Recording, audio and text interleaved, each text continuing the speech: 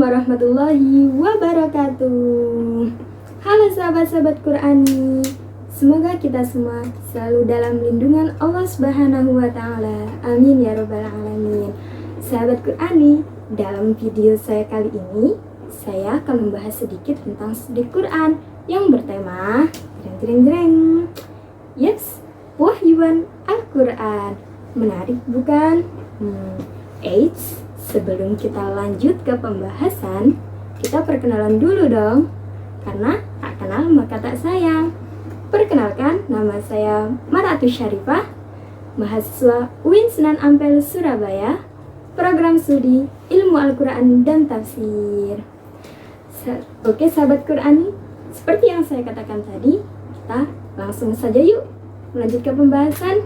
Jalan-jalan di lapangan belum lengkap tanpa ada pasangan. Jangan mengaku cinta Al-Quran kalau belum belajar studi Al-Quran.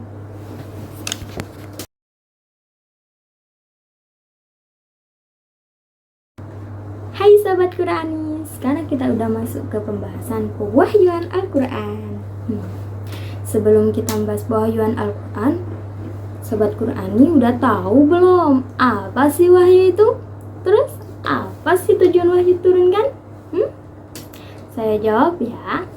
Wahyu adalah bentuk komunikasi atau kalam ilahi yang disampaikan kepada para nabi, yang biasanya berupa perintah atau berupa doktrin. Tujuan utama wahyu sendiri ya memberikan kabar gembira dan juga memberikan peringatan. Nah, itu tadi adalah gambaran kecil tentang wahyu dan tujuannya. Sekarang kita masuk pada pembahasan pertama, yakni proses pewahyuan Al-Quran. Sahabat Qur'ani, udah tahu belum kalau Al-Quran itu diturunkan dalam beberapa tahap? Udah tahu? Jadi, Al-Quran itu diturunkan dalam 3 tahap, yakni tahap pertama diturunkan di Lauh Mahfuz. Nah sahabat Qur'ani, ketika Al-Quran di Lauh Mahfuz, tidak ada loh yang mengetahui isinya, bahkan para malaikat. Yang tahu hanyalah Allah Subhanahu wa Ta'ala. Kemudian setelah Nabi Muhammad lahir dan beranjak dewasa, masuklah penurunan Al-Quran pada tahap kedua, yakni dari Lauh Mahfuz menuju ke langit dunia. Jadi Al-Quran tidak langsung turunkan ke Nabi Muhammad ya.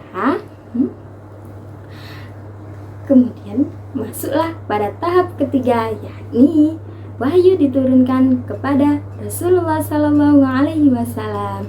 Nah, pada tahap inilah dimulainya proses wahyuan Al-Quran. Sahabat Qur'ani pasti udah pada tahu dong, apa sih wahyu pertama yang turun? Yes, benar sekali. Dalam riwayat yang sahih, wahyu yang pertama kali turun ialah surat Al-Alaq ayat 1-5. Proses pewahyuan Al-Quran sendiri dilakukan secara berangsur-angsur. Mengapa demikian?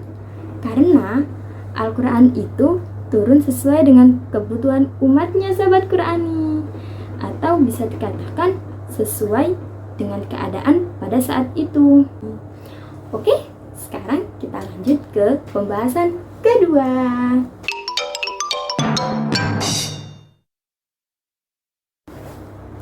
Oke sahabat Qur'ani, sekarang kita masuk ke pembahasan yang kedua, yakni cara-cara pewahyuan Al-Quran. Sahabat Qur'ani udah tahu belum gimana sih cara-cara pewahyuan Al-Quran? Ada yang tahu? Yes, benar sekali, yakni melalui perantara malaikat Jibril.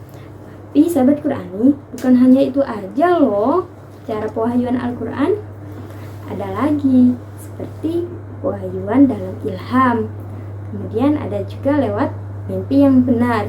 Ada juga kalam ilahi dari balik tabir. Kemudian ada juga yang pewahyuan seperti suara gemericik lonceng. Nah sahabat Qur'ani, cara pewahyuan seperti adanya suara gemericik lonceng ini menurut Nabi merupakan cara yang paling berat. Nah, sahabat Qur'ani, ada loh riwayat yang menyebutkan bahwasanya jika Al-Quran diturunkan pada gunung, niscaya gunung tersebut akan hancur. Nah, dari sini kita tahu dong kalau Nabi Muhammad merupakan Nabi yang sangat kuat. Untuk itu, kita harus senantiasa mencintainya dan selalu berselawat atas nama beliau. Nah, sahabat Qur'ani, itu tadi sedikit penjelasan tentang wahyuan Al-Quran.